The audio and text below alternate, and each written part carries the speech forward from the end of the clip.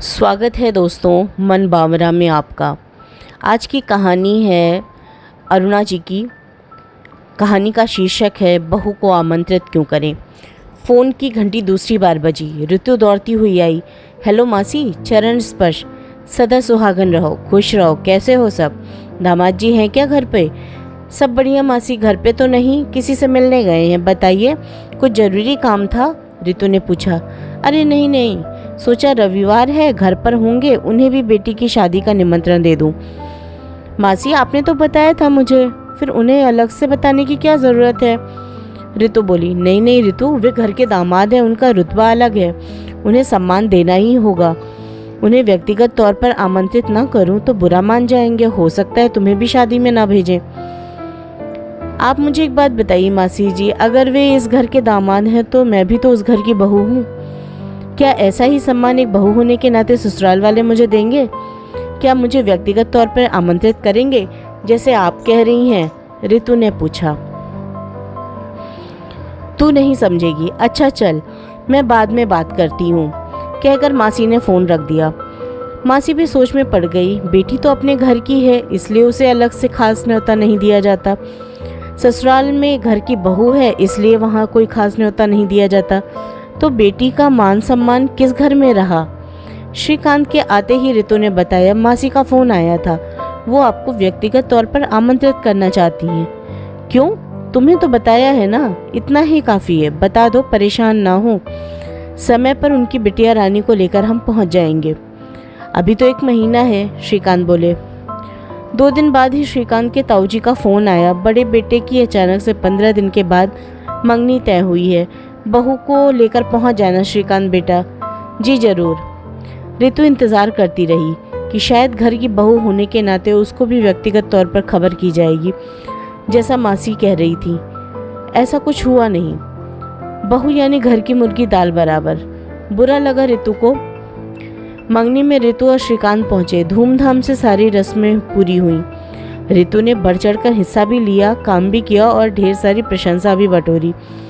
सासू माँ को बताया कि मासी के बेटे की शादी में जाना है। तुझे बुलावा आया कि नहीं श्रीकांत?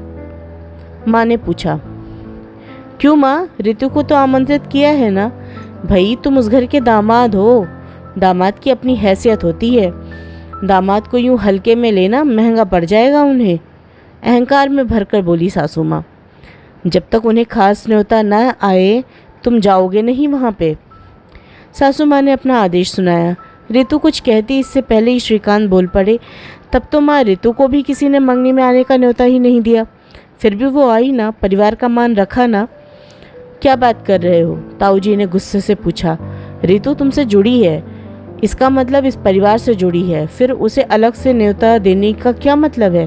क्या तुम दोनों अलग अलग हो? बस ताऊजी और माँ, मैं आप लोगों को यही तो समझाने की कोशिश कर रहा हूँ। मैं भी तो ऋतु और उसके परिवार के साथ जुड़ा हूँ, फिर मुझे अलग से बुलाने की क्या आवश्यकता है? जब हमारे परिवार के फंक्शन में उसे सम्मान नहीं दिया गया, हम क्यों ऋतु के परिवार से अपने लिए सम्मान की अपेक्षा करें? ताली तो दोनों हाथों से बजती है ना। एक ज़माने में जब लड़कियां 4 दीवारी में रहती थी, दामाद या ससुराल वाले ही लड़की का भरण पोषण करते थे, तब दामाद को सिर आंखों पर बैठाया जाता था। लेकिन अब परिस्थिति वैसी नहीं। कुछ देर तक तो ताऊजी और माँ चुप रहे, फिर थोड़ी देर बाद ताऊजी बोले, हाँ बेटा, तू सही कह रहा है। माँ बोली, हमें वो काम करना चाहिए जो काम दूसरों से हम अपने लिए अपेक्षा करते हैं। मान सम्मान रखने की जिम्मेदारी दोनों ओर की होती है।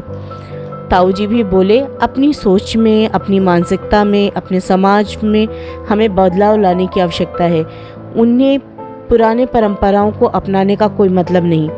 अब से बहू को भी घर के समारोह और उत्सवों में ससम्मान आमंत्रित किया जाएगा। चलो हम ही शुरुआत करते हैं अपनी बहू को आमंत्रित करने का रिवाज।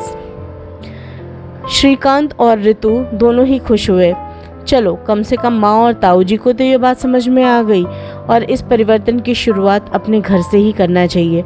इससे बड़ी खुशी की बात उन दोनों के लिए और क्या हो सकती है। धन्यवाद दोस्तों। आशा है ये कहानी आपको पसंद आई होगी और इस तरह की रूढ़िवादिताओं को तोड़ने का समय आ गया है। बस रिश्तों में, कोई भी रिश्ते हों, उनमें प्यार और सम्मान की भावना होनी चाहिए, उनमें प्रेम होना चाहिए, अपनापन होना चाहिए।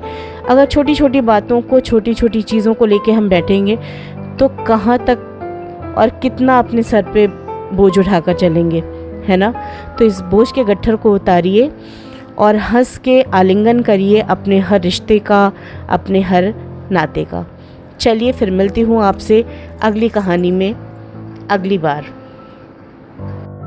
दोस्तों, पसंद आई हो ये कहानी तो लाइक कर लीजिए, शेयर कर दीजिए अपने दोस्तों में और मेरे चैनल को सब्सक्राइब कर लीजिए। इसी तरह की और भी कहानियाँ, कथानक लेकर आती रहूँगी मैं आप सबके लिए। तो बने रहे मन बावरा के साथ। धन्यवाद दोस्तों, शुभ रात्रि।